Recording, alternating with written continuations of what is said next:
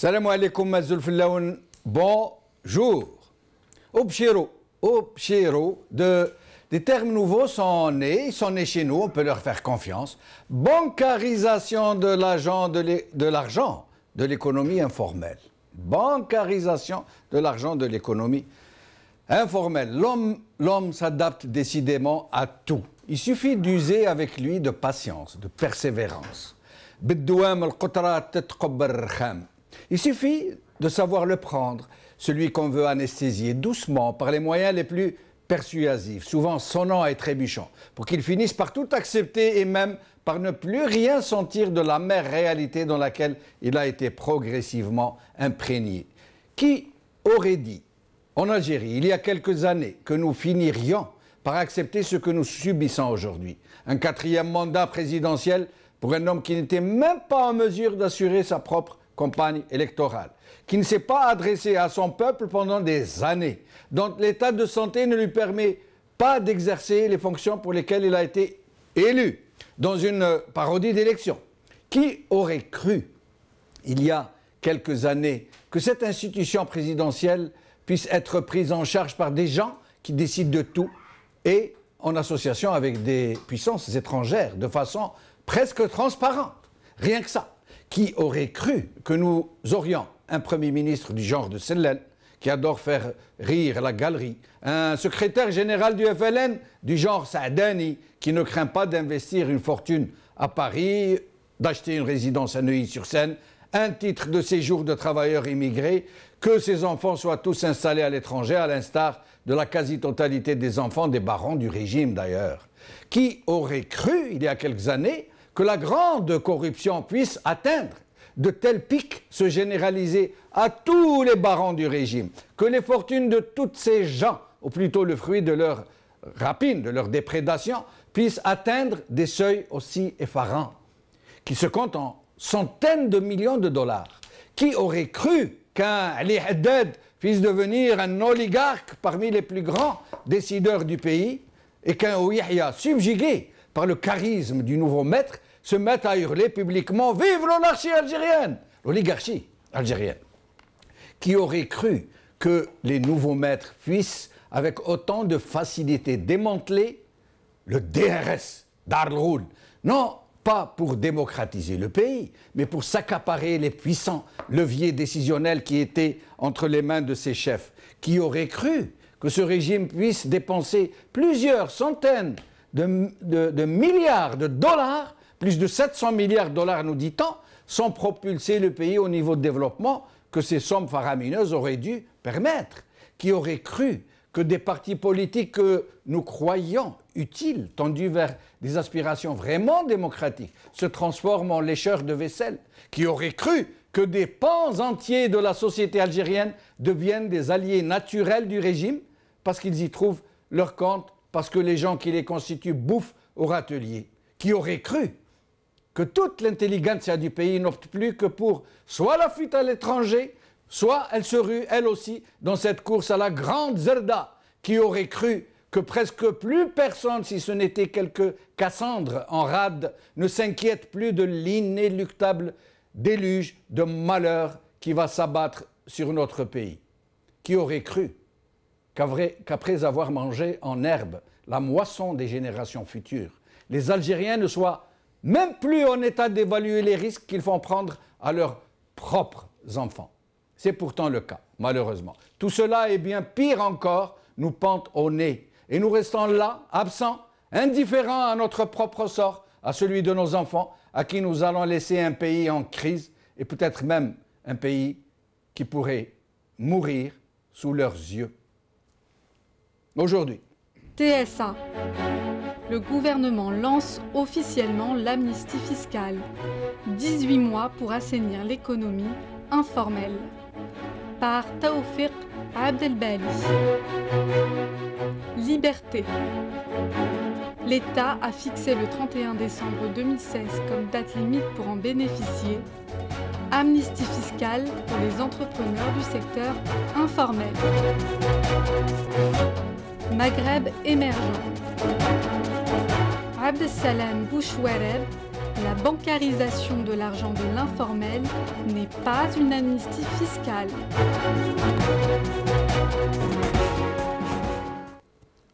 Aujourd'hui, nous parlerons de cette fameuse amnistie fiscale qui défraie la chronique, mais aussi de la crise qui guette le pays, des risques que nous courons.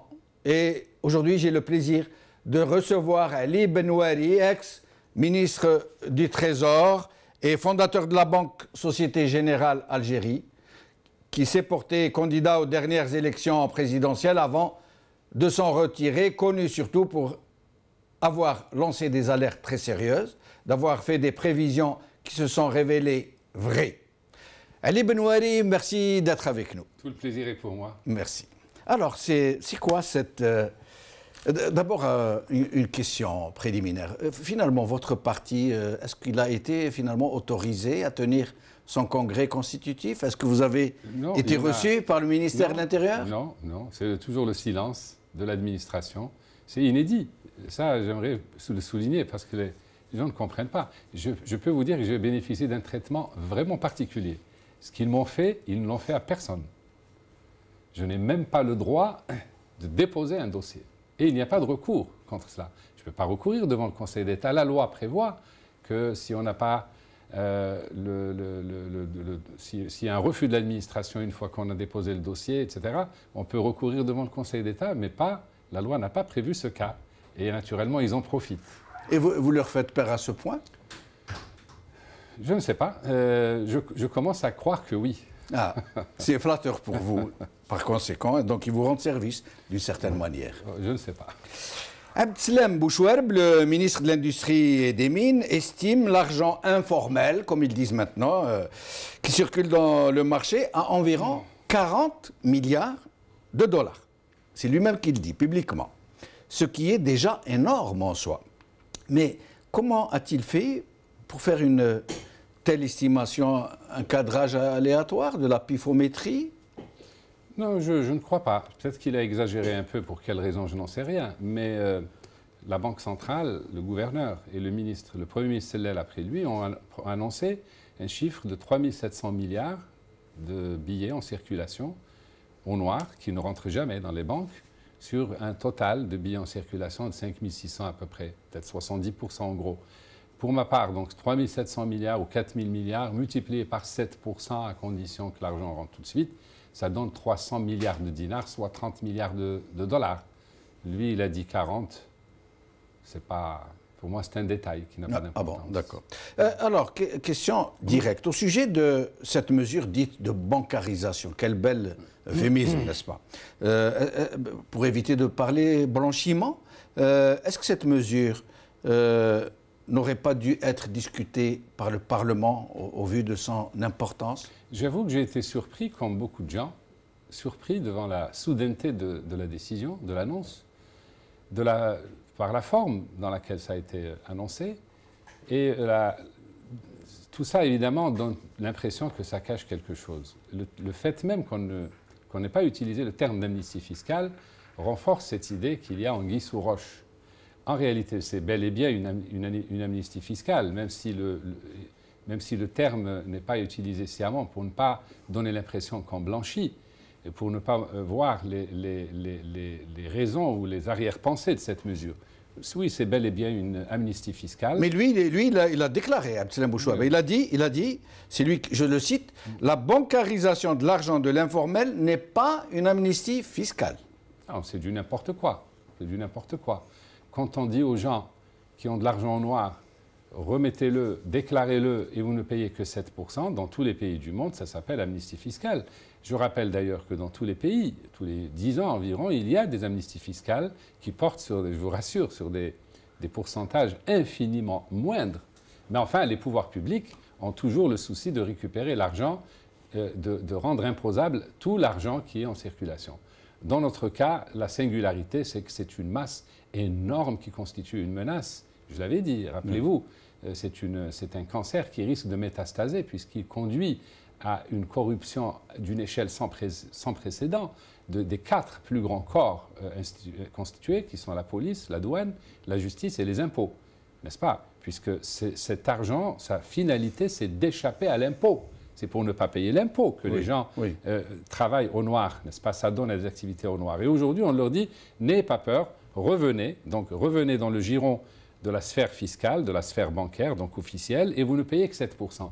C'est la forme, c'est le fond, c'est tout ça qui est scandaleux. Parce que 7%, je vous rappelle qu'aucun pays n'a amnistié pour une somme aussi dérisoire, alors même que les montants en jeu sont moindres, et alors qu'on procède régulièrement à des amnisties fiscales, tandis qu'ici, ce sont des décennies, 4 décennies, 5 décennies depuis l'indépendance. On n'a jamais décrété d'amnistie fiscale et on a laissé s'accumuler ces sommes qui sont devenues faramineuses et qui ne payent pas d'impôts, donc qui croissent plus vite que l'argent qui est officiellement, puisqu'ils ne payent pas d'impôts, qui est devenu une véritable menace pour le pays. Moi, je l'avais souligné. Mais j'avais énoncé les conditions dans lesquelles on pouvait amnistier, faire cette amnistie fiscale. Et croyez-moi, ce sont des conditions autrement plus sérieuses. Et d'ailleurs, qui requièrent impérativement un régime démocratique. Parce que fait dans ces conditions, prononcé dans ces conditions, ça a l'air, en catimini, ça a l'air plutôt d'être un blanchiment.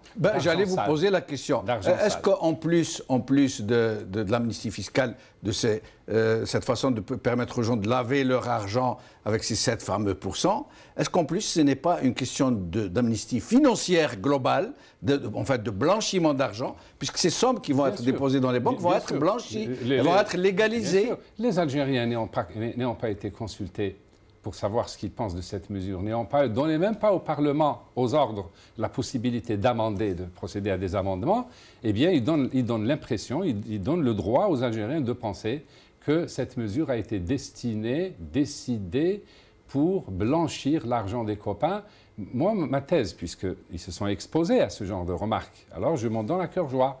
Moi, je dis, ils blanchissent l'argent de leurs copains pour qu'ils puissent revenir tranquillement dans le secteur bancaire au moment où on parle de permettre aux privés d'exporter et d'investir à l'étranger. Donc vous imaginez les conséquences. Oui. Ensuite, c'est un gisement électoral très important puisque c'est des centaines de milliers d'Algériens qui ont de l'argent noir. Et donc on leur adresse un message, nous sommes avec vous, aux prochaines élections, votez pour nous. Et donc il y a comme ça des arrière-pensées qu'il ne faut pas se priver de dénoncer. Faisal Mattaoui est avec nous, journaliste de l'Ouatan, qui est souvent l'invité de notre émission. Nous allons le recevoir dans un instant et nous lui avons demandé de venir poser des questions à notre invité.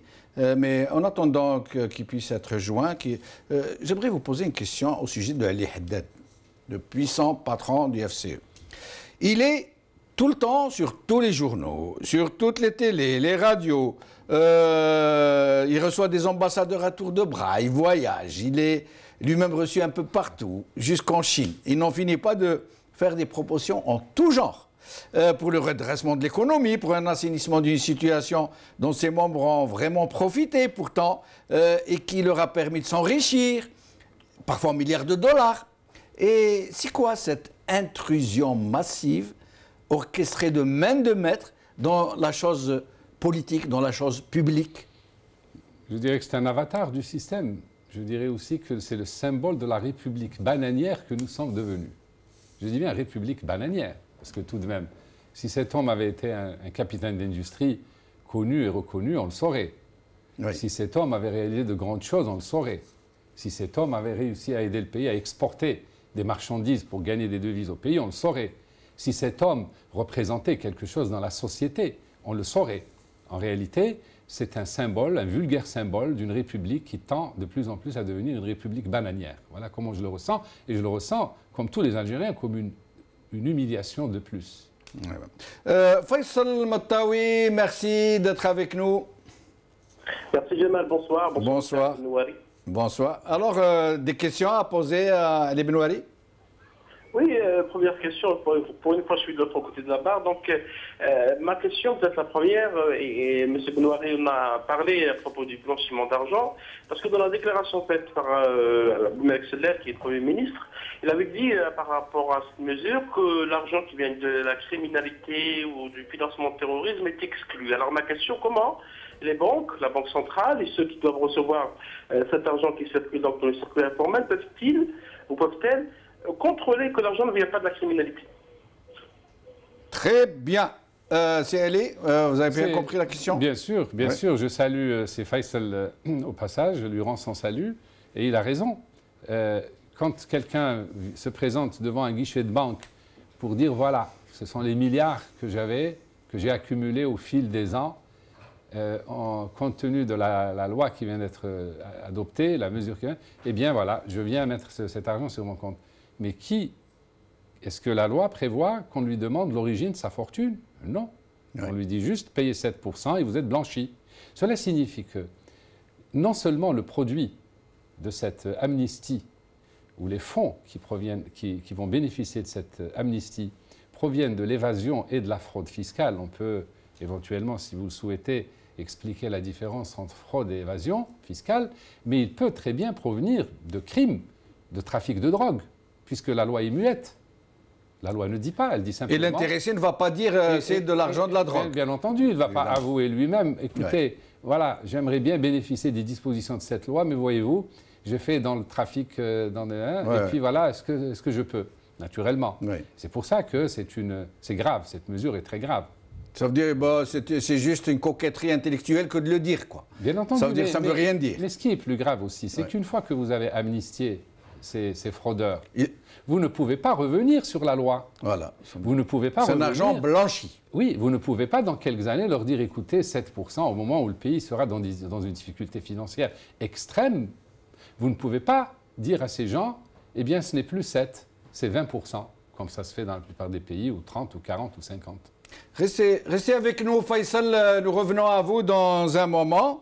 Ali Benouali, pensez-vous que les gens qui détiennent cet argent informel, ces 40 milliards de dollars, vont accepter de le mettre à la banque, de le déclarer, de le rendre visible et donc plus accessible au fisc? Et pourquoi feraient-ils cela quand eux qui sont les associés des barons du régime, bien souvent, voient que leurs associés, les barons du régime, leur argent à eux, ils ne le mettent pas dans les banques, ils le font sortir, ils le transforment en devise et ils le font sortir à l'étranger. Alors pourquoi ces gens qui sont dans l'économie informelle iraient-ils mettre leur argent dans les banques au lieu de le transférer, de l'expatrier en devise? C'est une question qu'on peut se poser effectivement. Mon sentiment est qu'une partie vont profiter de ces dispositions, ils vont mettre leur argent dans la banque. Ce sont les gens qui sont proches du pouvoir et qui savent qu'ils n'ont rien à craindre.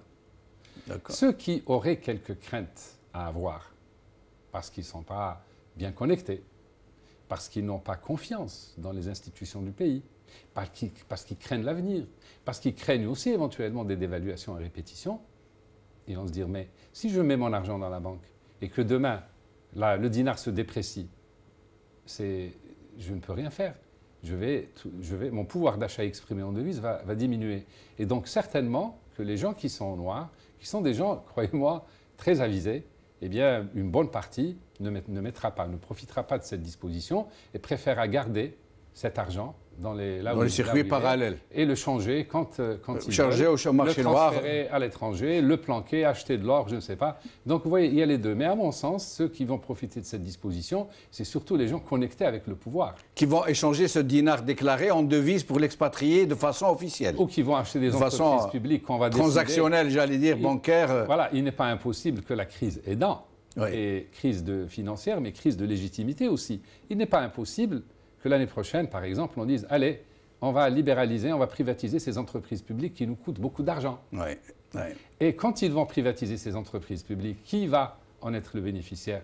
Rappelez-vous la Russie, mais c'est nos oligarques, chers à Yahya, ces grands oligarques, ces rapaces. Ils vont se précipiter là-dedans et avec l'argent blanchi, l'argent sale blanchi, entre autres, ils vont pouvoir mettre la main sur des entreprises qui ont au moins des actifs extrêmement importants et d'ailleurs qui valent plus par leurs actifs que par leur profitabilité.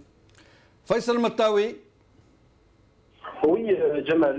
J'ai effectivement une deuxième question pour Ali Benouali. Dans sa déclaration, je reviens toujours aux déclarations de Selem, il disait que nous allons tenter de récupérer un tiers de cette somme de 3 700 milliards de dinars. Alors pourquoi le Premier ministre, qui sûrement a des informations, a limité les ambitions à un tiers de l'argent récupéré et pas les 2 tiers? Est-ce qu'il sait qu'une grande partie de cet argent qui est dans l'informel ne reviendra jamais aux banques?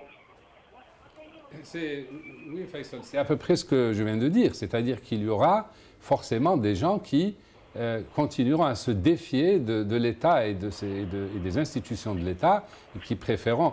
Probablement, le Premier ministre a fait ce calcul et s'est dit, si on arrive à récupérer un tiers, c'est déjà pas mal. Oui, poursuivez. Voilà, et donc je pense que l'estimation du Premier ministre est une estimation qui, à mon avis, est réaliste.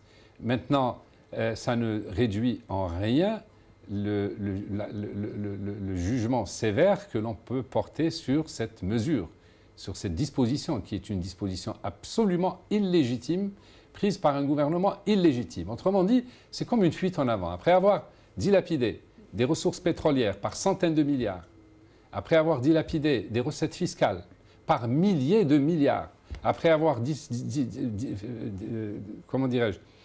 dissipé le bas de laine que constituait le fonds de régulation de recettes destiné normalement aux générations futures, voilà qu'on se tourne vers un autre gisement, un gisement fiscal. Et donc, c'est également une façon de priver, c'est une façon de priver aussi les générations futures ou le pays de ressources. Pour moi, c'était un gisement. J'en ai fait d'ailleurs un axe essentiel de la réforme monétaire et fiscale que je proposais lors de la dernière présidentielle. Mais dans mon cas, dans mon programme, il ne s'agissait pas d'amnistier n'importe comment et il ne s'agissait surtout pas de faire n'importe quoi de cet argent puisqu'il était destiné, selon moi et dans mon programme, à alimenter un fonds de développement national pour créer 1 million d'entreprises en 5 ans. On dirait presque qu'ils ont voulu, comment dirais-je, priver le pays de la possibilité d'utiliser cette manne précieuse pour le développement du pays. Parce que tout de même, on peut imaginer, c'est une façon de voir aussi les choses, on peut dire que cet argent est à l'abri. Ça peut faire sourire, mais je dis oui. Les gens qui ont de l'argent au noir, cet argent a bien été fabriqué par la Banque centrale. On sait qu'il n'est pas dans les banques, on sait qu'il est au noir. Et on se dit, eh bien, le jour où on en aura besoin, on va le taxer, comme ça se fait à l'étranger, 20-30%, et ça ramènera immédiatement au pays tant. C'est une réserve d'argent, et là encore, ce pouvoir illégitime a fait même basse sur cette réserve, privant le pays de cette manne pour des besoins qui seront des besoins absolument essentiels dans les années qui viennent. J'ajoute aussi, c'est pour ça que je parle de précipitation, d'arrière-pensée malsaine, parce que rien n'oblige, quand le Premier ministre dit « j'escompte un tiers seulement », moi j'ai envie de lui répondre « mais, Monsieur le Premier ministre, pourquoi un tiers? Pourquoi si peu? Vous pouvez obtenir 100% tout de suite en changeant les billets de banque. Pourquoi n'a-t-il pas envisagé une mesure simple qui consiste à changer les billets de banque? Et de cette manière-là... Là c'est imparable. Les gens n'ont pas d'autre choix que de ramener tout leur argent. Bien entendu. Évidemment. Bien entendu. Faisal Matawi, avant que nous changions de registre, une autre question sur ces mêmes thèmes? Oui, est-ce que vous pensez, M. Ali Benouari, est-ce qu'on peut penser que cet argent, une grande partie de cet argent, peut-être 90%, peut-être plus, a déjà quitté le pays à travers donc, les transferts illégaux de devises, puisque une grande partie des importations en Algérie ne sont que des opérations visant à exporter de la devise et que cet argent qui est à l'étranger, peut-être dans les paradis fiscaux, en Europe, en Asie, ne reviendra jamais à l'Algérie? Non, les dinars ne quittent jamais l'Algérie. D'abord, il y a une différence. Convertis en devise. Oui, convertis, oui. Les dinars servent de compensation. Non, pas les dinars, non, l'argent converti en devise. Oui, l'argent converti en devise, bien sûr qu'il est à l'étranger. Bien sûr qu'il est à l'étranger. Les dinars sont toujours là, mais ils ont, entre autres, servi à compenser de l'argent qui n'est pas rentré, qui aurait dû rentrer, mais qui n'est pas rentré, par compensation. Je ne sais pas si j'ai répondu à votre question, c'est Faisal. Oui, c'est bon. Restez avec nous, Faisal. Ali Benouari, tous les observateurs sérieux se montrent très inquiets et parlent tous de bouleversements imminents. Pourtant, si l'on se réfère aux conditions en présence, conditions économiques, j'allais dire, financières, vous m'avez dit la dernière fois que vous étiez venu à cette émission que ce régime a besoin d'un montant incompressible de 60 milliards de dollars, alors que maintenant il a perdu à peu près 50% de ses ressources. Pardon, Oui. Alors, aujourd'hui, ces 60 milliards, il peut les trouver. Il y a à peu près, en moyenne, 30 milliards de dollars qui continueront de rentrer par le biais des ressources hydrocarbures, et il y aura le recours à ces fameuses réserves de change, 30 milliards disons, et il aura donc ces 60 milliards de dollars. Donc, la chute du régime n'est pas imminente, il pourra tenir encore jusqu'en 2019 ou en 2020. Bien sûr. Là, il m'est arrivé de dire dans d'autres enceintes que le régime restera jusqu'au dernier dollar. Autrement dit, tant qu'il y a de l'argent en caisse, il ne partira pas. Le danger, il est là. C'est que, vous venez de le souligner, les exportations ont baissé de moitié, les importations, dans le meilleur des cas, vont baisser de 10 à 20% parce qu'elles sont devenues incompressibles avec le temps. Les médicaments que l'on importe, auxquels les gens se sont habitués, notamment ceux qui sont dépendants de certains médicaments, comme l'insuline. L'alimentation, les gens se sont habitués à une certaine alimentation. Ils ne peuvent pas. Aujourd'hui, vous ne pouvez pas dire aux gens consommer 2 fois moins de lait ou 2 fois moins de pain. Les voitures qu'on a importées, 600 000 voitures par an. Besoin d'essence. On a besoin d'essence et de pièces détachées. Vous ne pouvez pas du jour au lendemain freiner ces importations. Et je ne parle pas des biens d'équipement pour des usines, pour des conserveries, pour plein de choses. Je ne parle pas de l'habillement, puisque nous importons au fond tout, de tout. Donc il sera très difficile de diminuer les importations, du moins de façon volontaire. Par contre, les exportations, on les subit. Aujourd'hui, on aura, selon toutes les estimations les plus raisonnables, un déficit de 30 milliards de dollars de la balance des paiements. 30 milliards qui correspondent à peu près peut-être à 30-35 milliards de dollars d'exportation et à 60 milliards, services inclus, d'importation. L'année prochaine, la donnée va être encore plus grave si les prix du pétrole continuent à être sous pression. Pourquoi? Parce que la production algérienne n'augmente pas. Parce que les subventions qui sont à la base de la consommation de produits énergétiques, l'essence, l'électricité, etc., ces subventions, le gouvernement, bien qu'il parle de les réduire, je serais très étonné qu'il y touche. Ça sera la dernière chose à laquelle il touchera. Et donc l'année prochaine, le déficit de la balance des paiements sera encore plus grand. Et l'année d'après, encore plus grand. Autrement dit, on peut imaginer que dans le plus optimiste des scénarios, et le Premier ministre lui-même l'a confirmé, en 2019, c'est-à-dire au terme du 4e mandat, l'Algérie n'aura plus $1 de réserve de change, mais dans un contexte où elle devra, à partir de 2019, trouver 30, 40, 50, 60, 70 milliards de dollars à emprunter sur les marchés chaque année, alors qu'on ne trouvera pas 100 millions de dollars. On n'arrivera pas à emprunter. Je l'ai vécu. J'ai vécu cette période où les caisses étaient vides en 1980, de 1988 à 92. 91-92, j'étais au gouvernement, mais avant, j'étais conseiller, expert, et on se démenait comme des diables. Et je peux vous assurer que c'était devenu de la mendicité internationale. Et on acceptait toutes les conditions qu'on nous offrait. On était sous le... Pour avoir 50 ou 100 millions de dollars. Pour avoir des montants, et vous ne les trouvez pas, ces 50 ou 100 millions de dollars en cash. On vous dit, vous avez besoin d'un hôpital, on vous le finance. On vous fait, si c'est les Français, eh bien les Français viendront construire l'hôpital avec leurs entreprises. Et vous allez vous endetter pour le montant de l'hôpital. Vous voulez des routes, la même chose. Et pour tout ce qui touche à des biens de consommation, tout ce qui touche à des biens alimentaires, à des médicaments, etc., vous ne trouverez pas d'argent. Parce que, ou alors vous trouverez de l'argent que vous ne pourrez pas rembourser, puisque la consommation ne génère pas de quoi la rembourser. Oui. Et donc, nous allons nous retrouver dans une situation où les marchés financiers se fermeront très vite et où on nous montrera le chemin du Fonds monétaire international. Et le Fonds monétaire international, je vous rappelle que nous avons été étranglés par les conditionnalités et on n'a pas pu dire non. On n'a pas pu dire non parce qu'on consacrait toutes les recettes annuelles pour rembourser le service de la dette. Et donc il ne nous restait rien pour vivre. Donc pour importer de quoi manger, de quoi faire fonctionner la machine économique, les usines, il fallait mendier des crédits gouvernementaux et des crédits multilatéraux. Donc des crédits à des gouvernements et des crédits à des institutions comme la Banque africaine, la Banque mondiale, etc. Et toutes ces institutions nous posaient des conditions. Jusqu'au moment où on a rééchelonné, et là ils nous ont dit, écoutez, vous n'aurez pas un centime si vous ne passez pas par les conditionnalités, par l'ajustement structurel. Vous marchez sur la tête, il va falloir maintenant marcher sur les pieds. Vous vivez au-dessus de vos moyens. C'est la première des choses que le FMI va nous dire. Vous vivez au-dessus de vos moyens. Vous n'avez pas les moyens d'importer pour 60 ou 70 milliards de dollars. Il vous faudra vivre avec 10 milliards de dollars. Vous avez entendu ces gens-là? Ils ont encore de la rallonge d'ici 2019, donc ils pourront tenir, ils pourront continuer à mener la même politique d'anesthésie générale. Alors il y a deux raisonnements. Oui. Il y a deux raisonnements. Il y a le raisonnement qui procède, qui est fait par le pouvoir.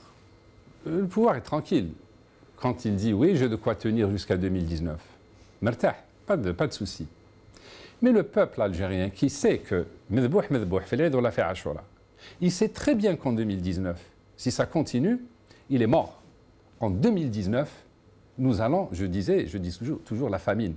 Je dis au peuple algérien, n'attendez pas 2019, parce que si vous attendez 2019, nous sommes morts en 2019. En 2019, c'est la famine, c'est-à-dire que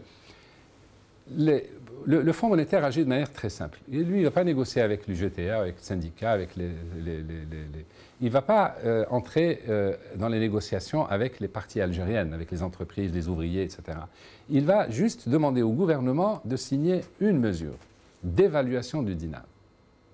On a dévalué de 400% entre 1994 et 1997, alors que les importations algériennes étaient de 10 milliards de dollars. Imaginez de combien nous devrions dévaluer dans la situation où nous aurons des importations de 60 ou 70 milliards de dollars au bas mot. Parce qu'il ne faut pas oublier que même si le pouvoir serre et diminue les importations, la population va augmenter de 5 millions d'habitants. Donc, même si on continue à importer, le montant actuel, il ne correspond pas aux besoins de la population qui, entre-temps, aura augmenté de 5 millions d'habitants. Et donc, ce qui va se passer avec cette dévaluation, on passera peut-être pas du premier coup, la première année, mais selon probablement un agenda qui va dire maintenant vous dévaluez de 100%, l'année prochaine de 100%. Ça voudra dire quoi en termes concrets? Ça voudra dire qu'on va se serrer la ceinture. Ça veut dire qu'il faudra beaucoup d'argent pour amener la même quantité de marchandises. Les gens vont devoir consommer moins, donc importer moins. Oui. C'est ça le but qui est recherché par le Fonds monétaire. Oui. Mais pour pouvoir importer à hauteur de nos exportations, il va falloir dévaluer non pas de 20 ou 30 ou 50%. Ils risquent, et ils le feront, sans état d'âme, de nous demander de dévaluer de 300, 400 ou 500%. Cela signifie que la baguette de pain vaudra 3, 4, 5, 6, 10 fois plus. Parce que non seulement ils vous demanderaient de dévaluer, mais ils vous demanderont de supprimer les subventions. Donc dans un premier temps, les prix vont augmenter parce que les subventions vont être supprimées. Et dans un deuxième temps, les prix vont continuer d'augmenter parce que vous aurez dévalué. Parce qu'on importe tout. On importe le blé, on importe le lait, on importe les médicaments, on importe les pièces détachées pour voitures, on importe les habits, on importe de tout. Et donc, la dévaluation est fatale. Elle est fatale et elle va appauvrir considérablement la population algérienne qui s'attend aujourd'hui, vous le savez, elle s'attend chaque année à avoir une amélioration de sa situation.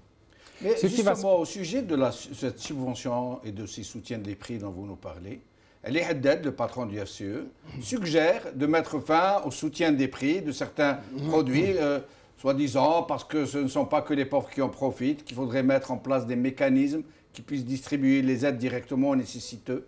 Qu'est-ce que vous en pensez? Ce que j'en pense, c'est encore une fois scandaleux, parce que lui-même s'est nourri de ce système et de ces subventions. Même le taux de change actuel est subventionné.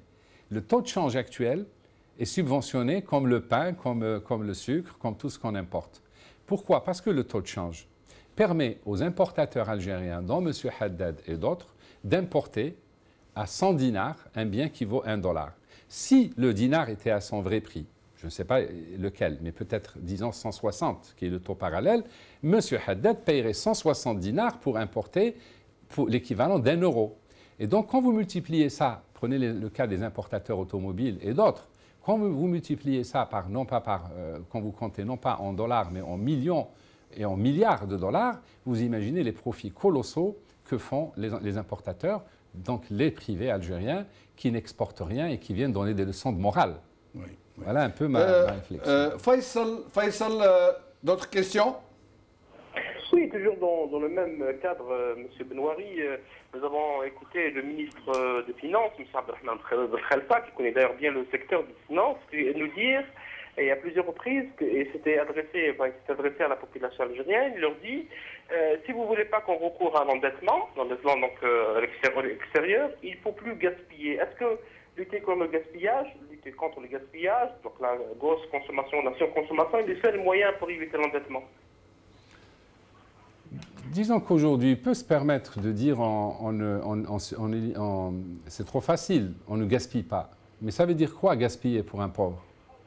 On devrait commencer par éviter que les riches gaspillent ou que les riches payent les impôts. Je vous rappelle que toutes les entreprises privées du pays ne payent pas autant d'impôts que les salariés. Ouais. Il n'y a pas d'impôt sur les Première grosses source fortunes. de fiscalité. Le plus grand scandale, déjà, il est là, l'injustice sociale. Ouais. Ce sont les pauvres qui payent les impôts en Algérie, pas les riches. Les riches ne payent pas d'impôts. Et ça vient donner des leçons. Oui. Et en plus, ils sont subventionnés, ils sont aidés, Mais je crois que une des grandes mesures, dans le cadre des grandes réformes que personnellement je préconise, ça va être de la justice sociale, la justice devant l'impôt. La justice devant l'impôt. Autrement dit, il faut faire que l'impôt soit redistributeur, profite aux pauvres plutôt qu'aux riches, même si par ailleurs, j'ai développé dans ce programme une thèse qui est un peu particulière, qui je préfère encore 10% d'impôt, une flat tax, un impôt unique de 10%. Comme ça, ceux qui sont en noir et qui ne payent pas paieront 10, et les salariés qui payent 20, ils paieront 10. Je leur donne 10% de pouvoir d'achat. Et au moins, ça relance la machine économique et il n'y aura plus de raison de craindre le fisc, de craindre de devoir payer ses impôts. Mais tout ça est très compliqué. C'est pour ça que moi, je l'intègre dans réforme monétaire et fiscale. Une réforme fiscale seule ne marchera pas. Une réforme monétaire seule ne marchera pas. Tout comme une réforme monétaire et fiscale seule ne marchera pas sans le sous-bassement qui sont les réformes politiques et institutionnelles. Tout est lié, voyez-vous. En réalité, aucune mesure qui peut être décidée par l'actuel pouvoir, l'actuel gouvernement, ne peut être efficace, ne peut marcher, sauf servir ceux qui, évidemment, en sont les auteurs. Parce que les conditions, les préalables à la réussite de ces réformes ne sont pas réunies, c'est-à-dire faire que la dépense soit contrôlée, tout simplement. Il faut faire que le Parlement joue son rôle, approuve les dépenses, approuve les recettes, qu'il soit représentatif du peuple. Il faut que le gouvernement soit contrôlé. Il ne l'est pas aujourd'hui. Le gouvernement fait ce qu'il veut, dépense comme il veut, décrète ce qu'il veut, et personne ne le contrôle. Comment voulez-vous juger d'une mesure comme celle-là, si ce n'est de dire le gouvernement n'a pas la légitimité pour décréter cette amnistie? Il n'a déjà pas la légitimité pour gérer le pays, mais là, il touche à quelque chose, il prive l'économie d'un gisement fiscal dont on aura besoin demain. Et donc, l'un dans l'autre, vous semblez appréhender réellement ce qui pourrait se passer dans ce pays, le pire. Qu'est-ce qui pourrait se passer selon vous en l'absence d'une société qui ne parvient pas à s'organiser, à se structurer, à organiser une contestation politique? Est-ce que nous ne pourrions pas nous retrouver dans une contestation, plutôt une explosion populaire, violente, anarchique? C'est la question que me posent beaucoup d'Algériens. C'est la question que beaucoup d'Algériens posent à l'opposition.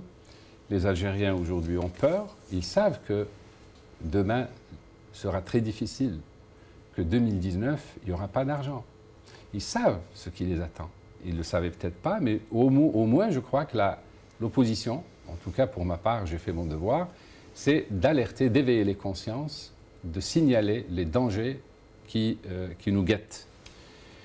Ils ne comprennent pas, et je ne comprends pas non plus, pourquoi le gouvernement fait la sourde oreille. Pourquoi le gouvernement, sachant, parce que sans doute, il sait que nous allons à la faillite et à l'effondrement, pourquoi ce pouvoir s'entête à garder le pouvoir?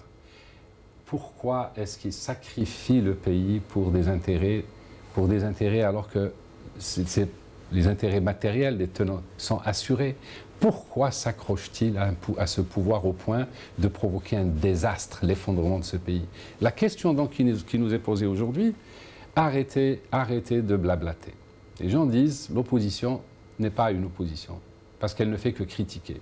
Même si pour ma part, je dis la critique est une chose, mais proposer des solutions et montrer que des solutions sont possibles, c'est autre chose. Mais malgré tout, ça ne suffit pas. Pourquoi? Parce que le pouvoir s'entête. Il donne l'impression de dire, causez toujours, vous avez le droit de causer. Et bien nous, on a le droit de gérer le pays comme on l'entend. Donc nous sommes dans une espèce d'impasse diabolique, infernale. Mais parce que l'opposition n'a pas le droit, ne se sent pas le droit d'appeler les gens à sortir dans la rue. En France, en Amérique, en Suisse, partout, l'opposition, quand elle est mécontente, elle manifeste pacifiquement. Et en Algérie, malgré le drame qui nous attend, l'opposition ne se sent pas le droit de dire aux gens « sortez dans la rue » parce qu'elle serait très vite accusée de vouloir détruire le pays, la guerre civile et transformer l'Algérie en deuxième Syrie ou en Irak. C'est épouvantable, ce chantage. Nous sommes dans une situation de chantage épouvantable. Et nous ne savons pas quoi répondre aux gens qui nous demandent « donnez-nous des ordres et on descend dans la rue ». Et l'opposition a peur de prendre cette responsabilité. Et je pense que peut-être qu'il y a une autre voie, peut-être qu'il y a une autre voie. Mais on peut en parler si vous voulez. Faisal, une dernière question. Effectivement, pour aller dans le même sens de ce que disait M. Ali Benoali, mis à part les experts comme lui, comme beaucoup d'experts financiers, qui ont déjà alerté, qui ont attiré l'attention, et aussi un groupe qui s'appelle le groupe d'EFNI, comme M. Benoali connaît, qui a fait des propositions et qui n'a jamais été écouté depuis des années, on a l'impression qu'il y a une certaine indifférence par rapport à la gravité de la situation économique du pays. Le pays, et M. Benoali l'a si bien expliqué, va vers peut-être une situation de cessation de paiement. Alors comment faire, sur le plan politique, du moins, pour que les Algériens soient sensibilisés à cette situation grave vers laquelle le pays se dirige? Alors, les gens nous disent, vous nous avez sensibilisés, vous nous avez fait peur. C'est très bien. Maintenant, on a peur. Maintenant, on sait ce qui nous attend. Qu'est-ce que vous préconisez? Qu'est-ce que vous voulez qu'on fasse? Il y en a qui disent, donnez-nous des ordres et on descend dans la rue. Pour ne pas dire plus. Nous sommes tétanisés, parce que nous avons tous peur qu'il nous arrive ce qui est arrivé à la Syrie, à l'Irak, et le gouvernement le sait, le pouvoir le sait, il joue sur ça. C'est affreux, c'est pour ça que je dis c'est affreux. Maintenant, il y a une autre voie, celle de Mouloud Hamrouche. Justement, je voulais vous poser une question sur ça.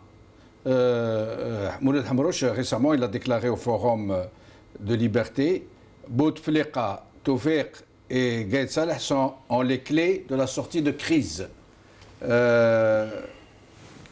Qu'est-ce que ça m'inspire? L'un dans l'autre, pour répondre à la question de Faisal et de celle-ci. Tout à fait. Ça veut dire oui. Très, très sincèrement, je pensais que si Mouloud Hamrouche avait tort de se maintenir dans une certaine réserve. J'étais plutôt de ceux qui disaient qu'il faut descendre dans l'arène, s'organiser, se battre, structurer les gens, etc. Et puis je regardais un peu avec curiosité, j'essayais de comprendre son silence et son discours invariable, qui dit en gros, la solution, la clé est entre les mains de l'armée. Et aujourd'hui, il a été un peu plus précis puisqu'il a cité ces trois personnes. Eh bien, comment j'interprète aujourd'hui cette déclaration? Je l'interprète donc différemment. Je me dis, et si c'était lui qui avait raison? Et si c'était Mouloud Hamrouche qui avait raison? Parce qu'au fond, il s'adresse aux décideurs, aux vrais décideurs, même si derrière eux, il y en a d'autres. Enfin, c'est les principaux. Et il leur dit ceci. Ayez pitié de ce pays. Ce pays va s'effondrer, et vous le savez. Ayez pitié de ce pays. Partez. Mais quand c'est lui qui le dit, pourquoi ça a du sens que ce soit lui qui le dit? Un, parce que ce n'est pas un aventurier. Deux, il a été Premier ministre. Il a été combattant. Il est fils de shahid. Il a été le père des plus grandes réformes que le pays a réalisées depuis l'indépendance. Il n'a pas trempé dans le coup d'État de 92. Il a aujourd'hui une capacité de rassemblement que personne ne possède en Algérie. Et c'est un démocrate authentique. Je le tiens pour un démocrate authentique. Donc, au fond, beaucoup de gens le voient comme un pur produit du régime. Beaucoup de gens pensent qu'il n'est pas aussi sincère que vous le dites. J'en veux pour preuve quand il dit que ça se passe au niveau de Bouteflika, de Gaïd Salah et de Toufiq. Dans la réalité, nous savons que Bouteflika n'est plus rien, que ce sont les gens qui sont derrière lui qui commandent. Nous savons que Toufiq n'habite plus qu'une maison hantée, un DRS qui a été vidé de toute substance, et que Gaïd Salah obéit lui-même à des cercles non identifiés. Mais je pense que vous avez quelque part raison, bien sûr, mais je crois que Mouloud Hamrouche parle de symboles. Pourquoi? Parce qu'il cite, au travers de ces personnes, la présidence de la République, les services de renseignement, l'état-major. Donc, que ce soit ces gens-là directement ou qu'ils gèrent collectivement leur secteur, leur département, importe peu. Ce que je veux dire par là, c'est que nous sommes en 2015. Mouloud Hamrouche a quitté le pouvoir en juin 1991. Il s'est abstenu depuis de faire la moindre déclaration qui peut être interprétée comme une volonté de mener le pays à la violence. Il n'est pas du genre à insulter, etc. Et aujourd'hui, il leur dit indirectement, partez. Il leur dit aussi indirectement, partez avant qu'il ne soit trop tard. Pourquoi je dis le fait que ce soit lui qui le dise est important? Si c'était moi qui le disais, il me rirait au nez. Qu'est-ce que je suis?